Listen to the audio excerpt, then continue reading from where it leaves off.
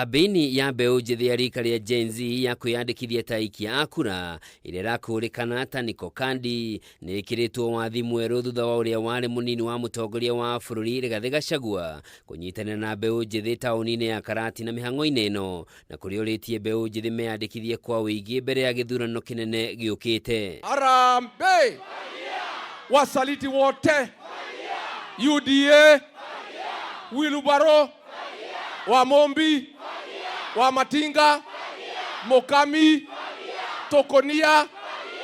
Akiaria hamwe na mutumia wake Pastor Dorcas RIGATHI na ciana ciao Keith na Kevin, RIGATHI nĩ atũgĩrĩtie mbeũ njĩthĩ nĩ ũndũ wa gũthurĩrwo kambĩ-inĩ ĩno ũrĩa warahũrĩte mĩto yao kwĩyandĩkithia ta aikia a kura. Young people across the country have come up with the Niko Kadi movement, which we are launching here in Madeira today, and we want to urge our young people, wherever they are, we need to register 6 million young people to join the rest of us, so that next year, on the 10th of August, we can wake up early and make good decisions for the benefit for this country. Nĩongereire kuga ũyũ noguo mweke ũrĩa mbeũ njĩthĩ mangĩhũthĩra gũkinyanĩria matanya mao ma gũcenjia mwathanĩre wa bũrũri thutha wa mageria mao ma hau kabere ma gũtabania mĩrũrũngano ya thayũ kũringa ihiga.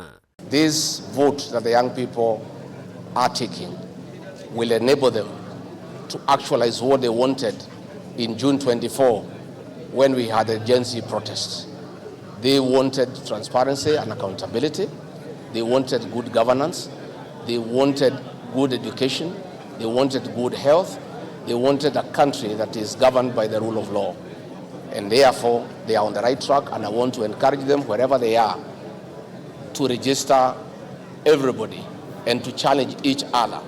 And we are also asking parents to help in challenging their children to register. Nĩ athiĩte na mbere kuga rũciũ rwa bũrũri rũrĩ moko-inĩ ma mbeũ njĩthĩ na ũguo matigetĩkĩre kũheneka nĩ ciĩranĩro cia maheni cia thirikari. I am very happy to be associated with this movement, and I have absolute faith in our young people.